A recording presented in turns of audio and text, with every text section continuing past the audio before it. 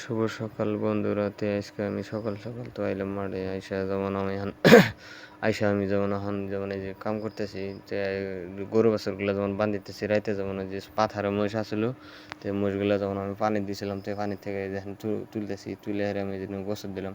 মহিষ গরু ঘাস খেতেছে, তো বেরছে গরু গোষ্ঠী মারছে রে, যেরকম খাইছে দেখি নাল টক মেরে আইছে। গরু মহিষ কী খাবো তাহলে দেখেন এই যে মহিষগুলো আবার এই যে আমরা একটা বান্ধিলাম, আমরা আর একটা এই যে আমরা বান্ধিতেছি এই যে ইন্দা রাইতে বান্ধা আসলো। তো এই বান্ধার পরে যখন আমি এখন এখন যেমন আমি এরকম নদীর যাওয়া লাগবো, নদীর যায় যেমন আমি কাপড় পারলাম। তো অলরেডি তো আমি বাড়ির থেকে যেমন নদী হাইতরে আইছি, নদীর খুব পানি বাড়ছে। তো এখন তো খুবই খুবই খারাপ, তার মানে আমার হাইতরে আসে নাকি, আগে তো হাতরে আসেনি, যেমন এখন আমার হাইতরে আসে নাকি।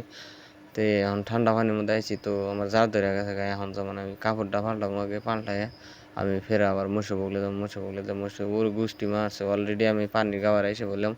দেখেন এই যে নদীটা দেখেন, একদম ভিউটা খুব ভালো লাগছে। দেখেন এই যে খুবই ইন্টারেস্টিং হবে। দেখেন এই যে আজকের ব্লগটা খুবই ইন্টারেস্টিং হবে। দেখেন এই যে গোষ্ঠী মারছে রে।